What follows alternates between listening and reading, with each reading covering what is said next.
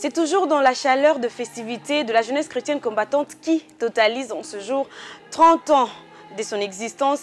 Madame, messieurs bien-aimés dans le Seigneur, encore une fois de plus, nous vous souhaitons à tous la bienvenue dans cette émission spécialement conçue pour vous faire vivre les moments vibrants, mais aussi des témoignages poignants que nous allons prendre de partout dans le monde où le Seigneur Jésus-Christ s'est manifesté dans la jeunesse chrétienne combattante qui en ce jour, comme je l'ai dit tantôt, fête ses 30 ans d'existence. Pour aujourd'hui, nous allons recevoir pour vous la sœur Grace Malepou. Elle est protocole, interprète, conductrice de réunion. Elle est deuxième présidente chargée de l'organisation de 30 ans à Bangui.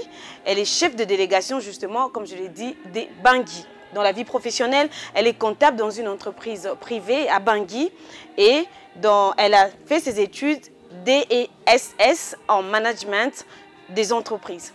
Bonjour et bienvenue. Bonjour. Nous sommes très heureux de vous recevoir ici sur notre plateau. Ok, merci. Vous vous sentez bien vous-même? Je me sens très bien à l'aise. Ok. Sur votre plateau. Juste déjà le décor me va trop bien. Waouh, merci beaucoup. Et Kinshasa, ça vous va déjà? Oh non, Kinshasa me va trop bien. Et souvent quand je viens à Kinshasa, je suis dans la joie. Ah ok, c'est pas la première fois? Ce n'est pas la première fois. Ok. C'est la quatrième, cinquième fois, je ne me trompe pas. Et quand je viens pas comme tout autre voyage parce que je viens pour un but objectif. Et donc je retourne souvent avec donc tous ces voyages, c'est pour une occasion qui se passe au sein du ministère chrétien du combat spirituel? C'est toujours pour des occasions de festivités au ministère que je viens. Donc Kinshasa est un pays de bénédiction pour moi. Waouh, amen, amen.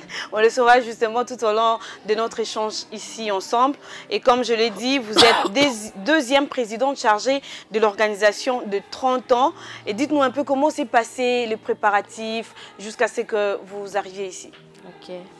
Merci, je vous remercie beaucoup de m'avoir donné la parole, de m'avoir reçu sur votre plateau ce soir. Je suis dans la joie et que Dieu vous bénisse aussi pareillement.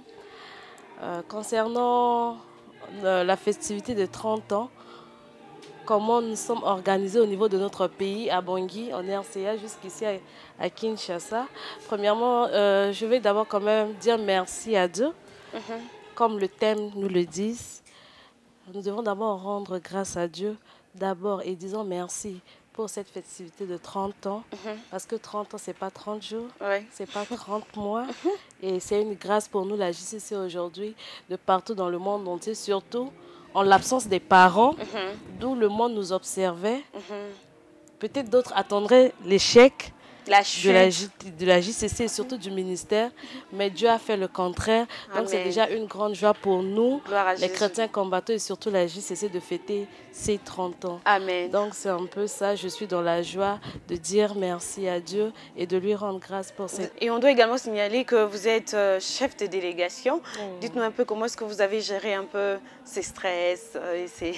Donc, comme je le disais, nous devons d'abord rendre grâce à Dieu, comme je l'ai dit au début. Et en passant, dès que nous avons reçu ce message pour la festivité des 30 ans de la JCC, nous, la JCC Bangui, on était très contents d'accueillir d'abord déjà la nouvelle de cette festivité. Et on était dans la joie. Et premièrement, on s'est mobilisé pour se préparer et pour ces 30 ans, pour se rendre à Kinshasa. Vous êtes arrivé au nombre de combien? Vous êtes ici au nombre de combien? Nous sommes au nombre de 9. Waouh, une grande délégation des Bangui. Nous sommes au nombre de 9. Et c'est comme ça qu'on a annoncé la nouvelle. Et au moment où Kinshasa avait mis en place les comités, une semaine après, Bangui aussi a mis son comité en place. Et c'est là que tout a commencé. Et non seulement dans l'organisation. Premièrement, on a vu d'abord le côté spirituel. Tout en sachant qu'au ministère, le diable combat toujours les choses qui sont les bonnes. Et c'est comme ça que, premièrement, on a mis une stratégie spirituelle en place. Le comité de Bangui a mis une stratégie spirituelle en place, d'où on a commencé par des veillées des voyageurs d'où on faisait chaque vendredi. Et on faisait aussi des retraites pour ce voyage. Et Dieu a permis à chaque fois, on faisait des réunions, comment faire la sensibilisation, comment voir l'entrée financière et comment se préparer. Et Dieu a fait grâce. Tout s'est bien passé. Amen. Et on s'est rendu aujourd'hui à Kinshasa. Combien même que sur le chemin, les malices du diable, le diable était là, nous a combattu en route. Parce que nous, Bangui, on a pris par Gemena, on est venu par Gemena, et c'est de Gemena qu'on a pris le vol. Le diable s'est opposé à ce voyage, mais nous avons un Dieu puissant qui a toujours et qui donne toujours la victoire. Et voilà, nous avons vaincu. Nous sommes rendus aujourd'hui à Kinshasa pour faire... Pour fêter ces 30 ans. Nous rendons grâce à Dieu pour toutes ces merveilles dans vos vies, jusqu'à vous voir ici. C'est un réel plaisir et que seul le nom de Jésus soit élevé. Amen. Alors, Sœur Grâce, vous êtes protocole, interprète, conductrice des réunions. Tout ça, c'est vraiment grandiose. Dites-nous un peu, comment est-ce que vous êtes arrivée à la JCC? Par quel canal, justement? Merci beaucoup. Moi, je peux dire... Je suis arrivée à la JCC à l'âge de 12 ans, presque 13 ans. Il me restait quelques mois d'avoir mes 13 ans. Et je suis venue au ministère au travers de ma mère. Comme le disait, il y avait une sœur qui disait ici, même dans la chanson des 30 ans, il y a une partie qui disait « Nazana lisolo yakobeta, nazambe oyo ». C'est pour dire que tout et chacun de nous a une histoire à raconter pour le Dieu de la JCC, avec le Dieu de la JCC dans son parcours. Donc c'est pour dire que souvent quand je raconte mon histoire, comment je suis venue au ministère, moi-même ça me fait rire quand je raconte et ça fait rire aux gens. Mais ça fait partie de mon parcours et de mon histoire avec le Dieu de la JCC. Moi, lorsque ma mère a mis pied au ministère, c'est au travers l'une de ses sœurs qui l'a invitée et puis bon, tout a commencé. Lorsqu'on a mis pied, elle a commencé à venir au ministère et Dieu a fait grâce, ma mère m'a invitée. Elle m'a demandé de la suivre au ministère. Et au début, ce n'était pas facile parce que je n'acceptais pas de suivre ma mère au ministère. Mais bon, par la prière, et non seulement ça, arrivé à un moment donné, comme ma vie dépendait de ma mère, j'étais encore toute petite, je dépendais d'elle. Et à un moment donné, comme je m'entêtais de ne pas la suivre au ministère, elle s'est imposée. Il a dit, à partir d'aujourd'hui, comme tu ne veux pas venir là où je prie, tu ne dépends plus de moi. Et ne demande rien, n'attends rien venant de moi. Et c'est comme ça, elle a commencé à m'imposer des choses. Et vous vous êtes en fait senti obligée de venir parce que maman vous privait de certains avantages. Oui. Et lorsqu'il m'a privé de certains avantages, cela ne m'a pas aussi influencée si vite. J'avais résisté. Et à un moment donné, elle a eu une stratégie. Lorsqu'il partait à la prière, les missionnaires à l'époque, c'était Maman Aimée Dissanké avec son mari. Eux, ils faisaient des yaourts. Ils vendaient au ministère. Après la prière, on vendait le yaourt là aux gens. Et à un moment donné, ma mère, en rentrant de la prière, à chaque fois, elle ramenait ce yaourt. Elle me donnait. Et c'est après qu'elle va m'expliquer. À chaque fois qu'elle amenait ce yaourt, elle priait dessus. Que ce yaourt va donner de l'onction à ma fille et elle va accepter de me suivre. Parce qu'elle a tout fait, mais ça n'a pas pu. Et elle amenait ce yaourt, je prenais le yaourt. Et le yaourt, en tout cas, sincèrement, c'est après que j'ai compris que c'était la volonté de Dieu. Et c'est Dieu qui avait utilisé ce yaourt, qui avait donné un goût spécial. Pour moi, dans ce yaourt, particulier, qui devait me faire venir au ministère. Le yaourt que je prenais, ça n'avait pas le goût de tout autre yaourt que moi je prenais dans le monde. Et ça m'a impressionnée. J'ai dit à ma mère, mais le yaourt, quelle est la personne qui fait ce yaourt? Parce que, en tout cas, le yaourt est trop bon et j'aime ça. Elle a dit, oui, si tu aimes le yaourt, viens là où je prie, c'est là-bas qu'on vend. Et j'ai dit, oh, mais achète, tu m'amènes. Elle a amené, à un moment donné, elle s'est sentie que pour m'en avoir, c'était au travers ce yaourt. Et à un moment donné, elle a stoppé d'amener le yaourt. Elle a dit, à partir d'aujourd'hui, si tu aimes le yaourt, viens, on y va ensemble et tu vas prendre le yaourt. Et c'est comme ça. Vous n'avez pas pu résister? Oui, je n'ai pas résisté. Non seulement ça, il y avait, on devait fêter le Nouvel An. Parce que j'ai mis pied au ministère en 2004. Donc, on devait fêter le Nouvel An, c'est-à-dire le réveillon de 2004. Et elle en a profité de m'inviter. Que voilà, nous avons une fête là-bas. profite de venir et tu vas avoir ton yaourt. Voilà, comme ça, je l'ai suivi, je me suis rendue et je suis restée jusqu'aujourd'hui. Jusqu'à ces jours, waouh, gloire au Seigneur Jésus. Dieu sait faire ces choses à sa manière. Vous êtes alors parti d'un simple yaourt jusqu'à ce jour à vous engager vraiment et à devenir protocole, interprète au siège des Bangui. Oui. Nous rendons grâce à Dieu. Certainement, ces yaourts avaient été inspirés par Dieu auprès de notre maman missionnaire et qui vous a poussé jusqu'à vous engager au ministère chrétien du combat spirituel. Et alors, vous vous êtes engagé, vous êtes venu cette fois-là et qu'est-ce que vous avez trouvé de particulier et qui a changé votre vie? Oui, ce que j'ai trouvé de particulier, premièrement, au réveillon, la façon de faire la fête, la décoration, la décoration m'avait impressionnée. Wow. La façon de service m'a impressionnée. Et la façon dont ils ont fait la nourriture, en tout cas, leur façon de faire la nourriture était aussi exceptionnelle. Oui, comme maman disait toujours, tout dans l'excellence. Donc, c'était ça. Et c'est ça qui m'a impressionnée. Et lorsque la fête a fini, le dimanche, on s'était rendu à l'adoration. La façon de danser, la façon de faire les choses telles que nous le connaissons à l'adoration, ça m'a impressionnée. Et c'est là que tout a commencé. Et j'étais restée. Et à quel moment, justement, vous vous êtes dit que vous devez créer une connexion personnelle avec le Dieu de la JCC? Merci beaucoup. Moi, j'ai créé une connexion, j'ai créé une intimité avec ce Dieu au moment où j'ai commencé à avoir des problèmes pour mes études. Pourquoi les problèmes dans mes études? Moi, je suis issue d'une famille où il y a la condamnation des études. On n'est pas appelé à aller loin dans les études du côté paternel. Et nous, dans notre famille paternelle, quand tu étudies, arrivé en classe de terminale, c'est-à-dire ici au Congo, on appelle l'examen d'État.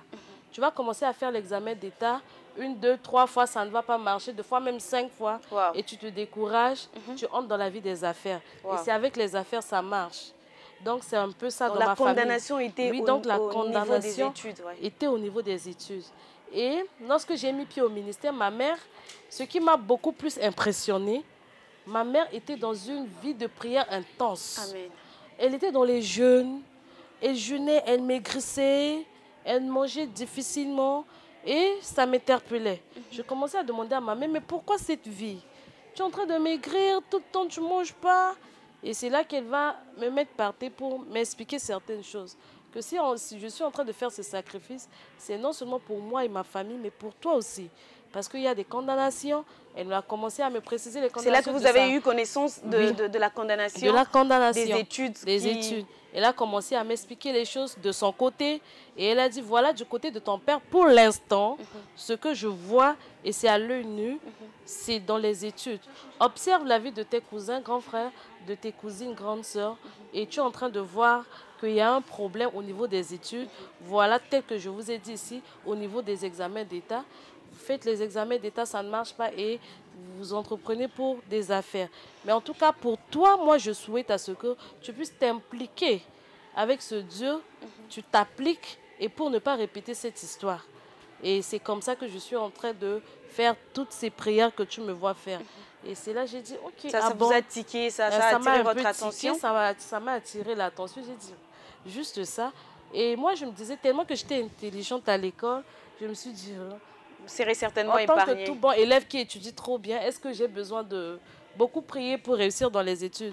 Pour moi, il suffisait d'étudier, lire bien ses cours et c'était tout. Et à chaque fois que j'ai avancé, j'étais en classe de 4e j'ai mis pied au ministère. Et j'ai eu mon BEC, après la classe seconde, première. Là, à chaque fois que j'ai avancé dans les études, elle m'interpellait. Il y a une condamnation en face de toi. Cherche à prendre conscience, sinon ça va t'attraper. Et j'ai dit, non, maman, moi, je suis très intelligente. Et après, je commençais à sentir ces choses. J'avais les yeux ouverts à un certain moment. J'ai commencé à observer tout autour de moi. J'ai senti ces choses. Et moi-même, j'ai demandé à ma mère, lorsque... Vous voyez que dans votre famille, justement... Oui, réellement, cette condamnation existait.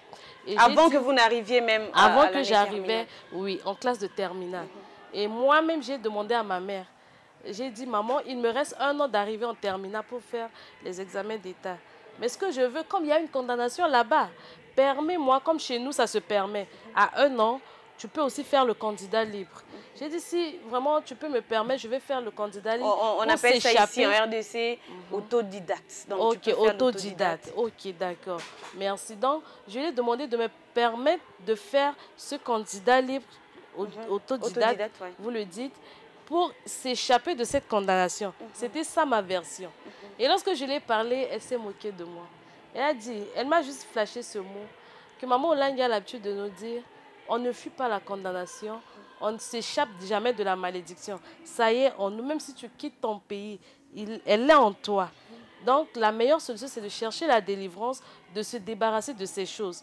Donc, la meilleure solution, ce n'est pas d'échapper cet examen d'État, c'est de chercher la délivrance, entrer en profondeur et d'affronter.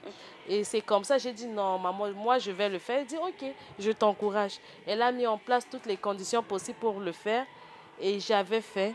En tout cas, toutes les conditions mises en place étaient fiables que je puisse réussir à cet examen. Et vu aussi mon intelligence, parce que je raisonnais d'abord sur mon intelligence, mais j'ai échoué à cet examen. Et après, elle a dit, la malédiction vous a toutefois rattrapé. La malédiction vient de te rattraper. J'ai dit, non, c'est pas ça. Parce qu'il y a encore de manque. J'ai raisonné encore. J'ai dit, comme je ne suis pas encore arrivée là-bas, c'est pourquoi j'ai un peu de manque et que j'ai échoué. Mais attends que j'arrive l'année prochaine, je vais réussir. Les défis continuent. Okay. Donc, le défi continue toujours. Nous, la JCC, on est un peu comme ça. Donc, c'est comme ça. Arrivé l'année suivante, j'étais admise en classe de terminale. Maintenant, la réelle classe d'examen d'État. Et maintenant, on a tout fait, tout fait. J'étais parmi les meilleurs élèves de ma classe. Et bizarrement, ce qui m'a beaucoup choquée, c'est que dans tout l'établissement, on a fait l'examen d'État, c'est-à-dire le baccalauréat. Tout le monde a réussi. J'étais la seule à échouer. La seule. C'est-à-dire les gens qui ne comprenaient rien, qui étaient derrière moi-même ont réussi. Mais moi qui étais quand même, j'avais l'intelligence. La malédiction a foulé au pied votre intelligence. La malédiction m'a humiliée. Okay. Et tellement que cette humiliation était vraiment offensive en moi, je pleurais ce jour amèrement. Et c'est là ma mère, en tout cas, en passant, je bénis le Seigneur pour la vie de ma mère. C'est vraiment une combattante. Ma mère ne me gère pas par sentiment.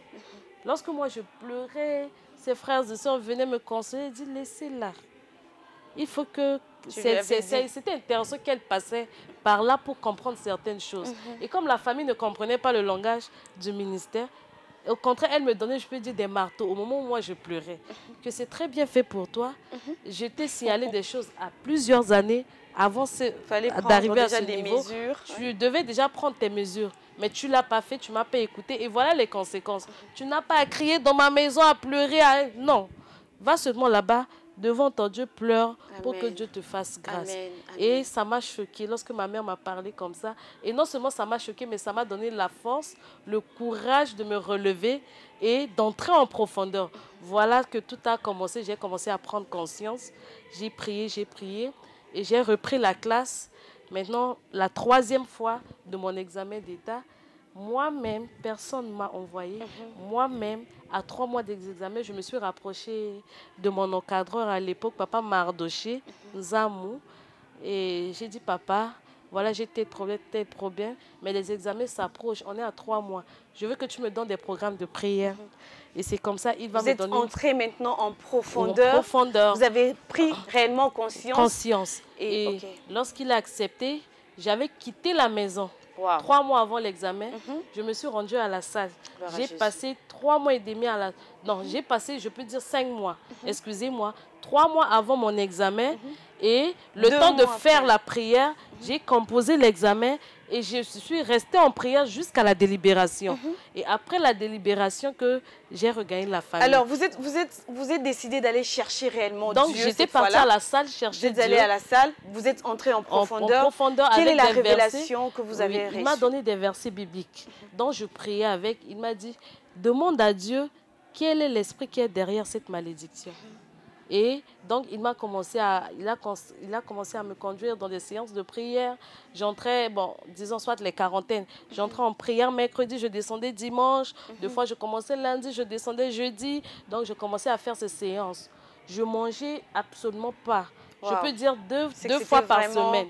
Ouais. Et si c'était pas intéressant aussi pour moi, parce que je voyais que la malédiction était là. Et lorsque je m'étais donnée, c'est là que j'ai eu la grande révélation clé de mes échecs et de cette condamnation de notre famille. Dieu va Qui me était? montrer, c'était le serpent. Et Dieu m'a montré, donc mon corps était enveloppé d'un serpent et j'ai sa tête en face de moi. Oh.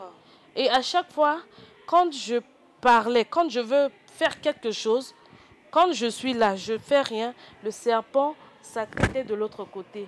C'est ce que j'ai vu dans le songe. Ça s'endort comme ça. Mais quand je veux me lever pour faire quelque chose, soit réagir, avancer, sa tête se présentait en ma face. Wow. Et le serpent me parlait en tant qu'un homme. Que, bon, là, dans la révélation, ce qu'on m'a montré, le premier songe que j'avais eu, comme je vous explique là, je voulais me lever, j'avais des cahiers en main. Et comme si je me préparais pour aller à l'école. Et avant de sortir avec le cahier là, je m'endormais. Le serpent aussi s'est endormi. Et après un instant dans le songe, je me suis levée comme si je voulais me préparer pour aller à l'école. J'avais le cahier en main, j'ai porté ma tenue, mon uniforme. Et en sortant, le serpent s'est présenté sa face. Que tu pars où? Il m'a parlé en tant qu'un être humain. Okay. Que tu pars où? J'ai dit, mais je veux aller à l'école. Il dit, mais est-ce que tu m'as demandé la permission de te lever, d'aller à l'école? Voilà la première révélation que j'ai eue. Et après, je me suis réveillée. J'ai présenté... Pendant que vous étiez en prière à la salle. Et j'ai commencé à combattre l'esprit de ce serpent. Et lorsque j'ai composé, on voulait composer, Papa Mardoché m'a mis en prière, sous-entend que j'allais pas manger, j'avais pris seulement du jus. Pendant toute la semaine où on composait l'examen, j'avais pas mangé, j'avais pris que du jus. Et toute la soirée, que du jus. J'avais maigri et j'ai accepté de payer le prix dans ce sens. Et lorsqu'on a fini de composer, j'ai commencé à prier pour que Dieu puisse me faire grâce pour ma réussite. Et je vais avoir la deuxième révélation. La deuxième révélation était qu'on m'a montré là où on devait aller pour la délibération de l'examen. Et on s'est rendu en groupe d'élèves. On a commencé à délibérer. Tout le monde a réussi, mais je n'ai pas vu mon nom sur la liste. Et c'est là que j'ai commencé à poser la question. J'ai dit non, mais j'ai réussi. Qui a enlevé mon nom dans la liste? Ça ne peut pas être possible. Cette fois-ci, je ne veux pas. J'ai commencé à retanquer dans le songe. Et il y a un homme qui s'est sorti de la foule d'élèves là. Il s'était habillé comme le papa s'est habillé, en tunique blanc. Il s'est approché de moi. Il a dit, on n'a pas effacé ton nom. Mais le problème qui est là, ton diplôme est quelque part où on ne peut pas retrouver ton nom pour mettre sur la liste. Wow. Mais comme c'est comme ça, suis-moi, je vais t'amener là où tu dois prendre ton diplôme. Et c'est comme ça, juste la maison où on a mis la fiche de la délibération, il m'a pris, on s'est tourné derrière. Ça, c'est dans le songe. Lorsqu'on s'est tourné derrière, c'était une grande forêt. Et lorsque la forêt, là, tu regardes la forêt, les petites herbes, vous voyez les herbes dans la forêt. Mais ces herbes, c'était des serpents. Des petits serpents qui rampaient. C'était un grand combat avec le serpent. Donc, je voulais avancer, il était devant moi. Je voulais avancer. Je me suis rendu compte que ce n'était pas des herbes, c'était des serpents. J'ai dit, mais monsieur, là où tu m'amènes, ce ne sont que des serpents. Mais à un pas, comme si ce sont des herbes. Moi, je ne peux pas avancer, marcher parmi le serpent. Il a dit, toi, suis seulement mes pas. Et lorsque j'ai accepté, au fur et à mesure que je le suivais, les serpents se transformaient en herbes. Et ce n'est plus des serpents. Et on avançait, on allait au fond de la forêt, comme si c'était au milieu, en profondeur de la forêt. Arrivé à un milieu, il m'a dit stop. Je m'étais arrêtée, et lorsque je m'étais arrêtée, il m'a dit observe ce qui va se passer. Et moi, qu'est-ce que j'ai observé? J'ai vu comme si c'était une lumière qui descendait du haut de la forêt, devant le monsieur là. Et lorsque la lumière s'est projetée par terre, devant lui, qu'est-ce que j'ai vu? Il y avait un grand trou devant lui. Et sur le trou, là, il y a un grand serpent couleur marron qui s'est enroulé comme ça, il est sur le trou. Et après, j'ai vu le... Je vous dis, c'est un grand serpent où, quand tu vois comme ça, tu n'as même pas la force de parler. J'ai vu, je voulais fuir. Et il ne me regardait pas, mais il suivait mes mouvements. Il m'a dit, ne fuis pas. Et lorsque je me suis cachée derrière lui, et il a dit, voilà là où on a caché tes diplômes. Wow. Et toi, je peux t'aider à retirer, mais je ne peux pas le faire. Mais je te donne cette puissance que toi-même tu retires. Amen, et c'est ce que l'homme m'a dit. Amen. Après, je lui ai dit, mais le grand serpent là, que je vais le pousser d'abord, comment pour aller récupérer? Il a dit, toi, tu n'as pas beaucoup à faire comme effort. Approche et je vais te dire ce qu'il y a à faire. Et il s'est déplacé devant moi. Il m'a dit, avance. Et lorsque je me suis approché un peu du serpent, il m'a dit, toi, dis seulement, j'invoque le feu de Véron. C'est ce que l'homme m'a dit. Et lorsque j'ai dit, il m'a dit de répéter ce qu'il a dit. Lorsque j'ai dit, j'invoque le feu de Véron au nom de Jésus. Donc, je n'ai pas encore fini mes mots. Le serpent s'est sauté. Et j'ai vu, c'était un grand trou noir. Il y avait des feuilles papier froissés à l'intérieur. Et il m'a dit, étends ta main, tu récupères ces papiers froissés. Et lorsque j'ai récupéré ces papiers, donc c'était bien froissé. Donc moi, j'ai commencé à arranger pour voir ce qui était sur le papier. Je vais voir mon nom. Numéro 1, mon nom, Malépou Magita Carla Venus. Le nom de grâce, c'est le nom que Dieu m'a donné au ministère. 2, j'ai vu le nom de mon petit frère qui est sorti après moi. Et 3, le nom de ma petite sœur, la cadette. Et voilà, j'ai pris le la papier. prière que vous avez faite n'était pas que pour vous, mais voilà, pour toute votre famille. Voilà, moi et mes cadets.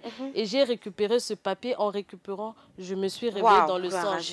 Et dès que je me suis réveillée à 2 jours, on a proclamé l'examen, j'avais réussi. Amen, amen, donc, voilà amen. ce que Dieu m'a fait. Amen, amen. Gloire à Jésus. Amen. Gloire soit rendue à l'Éternel. Seul Jésus-Christ était capable de faire une telle chose. Par vos efforts, par votre intelligence, par, ce n'est que la grâce. Tout ce que vous auriez dû faire, cela ne serait jamais arrivé que par la grâce de Jésus. Qui savait où était caché votre diplôme et ceux même de votre famille. Alors on va aller plus rapidement. Vous avez obtenu votre diplôme? Oui, j'ai obtenu mon diplôme de baccalauréat. C'était en 2010 et ma mère m'a offert le billet de venir à la première conférence.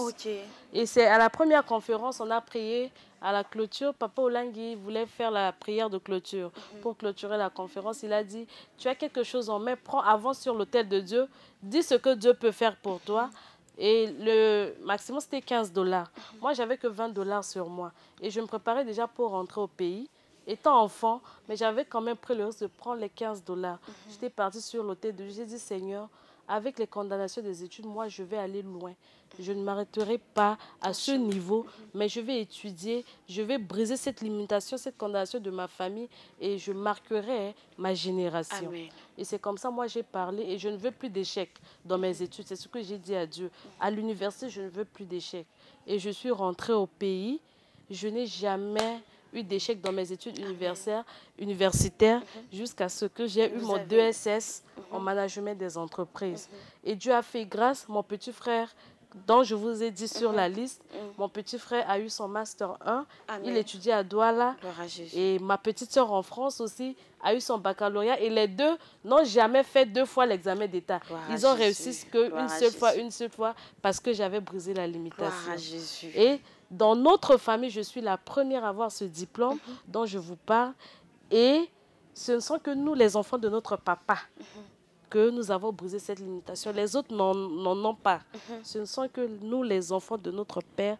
On a vraiment le secret que parce que j'ai connu un Dieu vivant, le Dieu de la JCC, et j'ai fait sauver le diplôme de mes cadets. Gloire à Jésus. Gloire à Jésus. En tout cas, c'est un témoignage très poignant, un témoignage très fortifiant pour tous ceux qui traversent ces étapes. Il y a ceux qui ont essayé aussi de présenter les états plusieurs fois que ça n'a pas marché. Est-ce que vous pouvez regarder la caméra qui est juste devant vous? Il y a ceux qui sont désespérés, qui cherchent même d'autres voies. Ils se disent, non, dans la famille, personne n'a réussi. Moi, je dois chercher à aller voir les féticheurs, je dois chercher à aller faire telle ou telle chose pour que j'obtienne forcément mon diplôme d'État. Et vous, qui avez fait cette expérience avec Jésus-Christ, grâce aux enseignements que vous avez reçus à la jeunesse chrétienne combattante, si vous pouvez également fortifier une personne qui vous suit en ces moments. Merci. En tout cas, j'encourage tout le monde, non seulement tous les jeunes, partout d'abord dans le monde entier, et j'encourage les jeunes chrétiens combattants qui sont désespérés, d'où aujourd'hui la malédiction, la condamnation est en train de détruire leur vie. Je vous encourage à venir à la JCC, venez expérimenter la grandeur de notre Dieu, le Dieu de la JCC, qui m'a fait sortir de cette condamnation, moi et mes cadets. Parce que moi, je peux dire, mes parents ont beaucoup d'argent, oui. Ils ont de l'argent. Et je me souviens, lorsque j'avais échoué à l'examen, il y avait mes oncles qui disaient à ma mère, tu as des relations dans le pays, tu as de l'argent. C'était-il évident d'aller soutenir ta fille, donner de l'argent et la faire passer? Mais ma mère avait dit, c'était pas ça la solution. J'ai de l'argent, mais la solution était que ma fille devait chercher sa délivrance. Amen. Et effectivement, lorsque je me suis donnée, j'ai expérimenté la main de Dieu de la JCC, précisément le Dieu de papa et maman Olangui. C'est pourquoi j'invite tous les jeunes de partout dans le monde entier. Venez au combat spirituel, rendez-vous à la JCC, et vous les jeunes chrétiens combattants qui se sont découragés, vous vous êtes retrogardés, revenez ensemble parce que 30 ans c'est déjà l'âge de la maturité. Nous devons être ensemble, nous devons nous combiner pour faire une force au nom de la JCC de partout dans le monde entier et témoigner la gloire de notre Dieu. Et nous pouvons que témoigner la gloire de ce Dieu en se rendant à la JCC, en s'inscrivant dans les classes d'enseignement, parce que ce sont dans les classes d'enseignement que j'ai été enseignée, bien affermie, de comprendre ce qui tourmentait ma vie, quel esprit était derrière la condamnation de mes études. Et c'est là que j'avais vaincu le serpent qui m'a longtemps tourmenté. Je vous invite à venir à la JCC, que ce soit à Kinshasa, vous qui êtes à Bangui, qui me suivez de partout, parce que je sais à Bangui, il y a des gens qui ne viennent pas au ministère, mais qui ont la chaîne CVV chez vous. Venez à Bangui même, à la Cité de Gloire, derrière Béthanie. Venez nous trouver, nous, la JCC, nous sommes là. Nous allons vous recevoir et vous-même, vous témoignerez la grandeur de ce Dieu. Amen. Que Dieu vous bénisse. Merci, amen. Merci beaucoup, sœur Grace Malébou. Je rappelle que vous êtes protocole, interprète, conductrice de réunion au siège des Bangui. Vous êtes deuxième vice-présidente chargée de l'organisation de 30 ans et également chef de délégation de Bangui. Merci beaucoup d'avoir répondu à notre invitation et nous vous souhaitons un très bon séjour à Kinshasa. Merci beaucoup. Et que c'est que vous êtes encore venu une fois de plus chercher ici dans cette deuxième conférence, Amen. Que vous l'obteniez comme vous avez obtenu Amen. à la première conférence. Amen. Merci Amen. beaucoup. Alors, mesdames, remercie messieurs, bien-aimés dans les seigneurs, ce n'est pas tard. Nous sommes encore ici à la 17e rue Limété où nous nous réunissons pour célébrer ensemble Jésus-Christ de Nazareth à l'occasion de 30 ans de la jeunesse chrétienne combattante. Vous êtes invités et il y a justement de la place pour vous, pour que vous bénéficiez également des enseignements et des témoignages et que votre vie ait également la délivrance. Merci pour votre attention soutenue et que Dieu vous bénisse. Au revoir.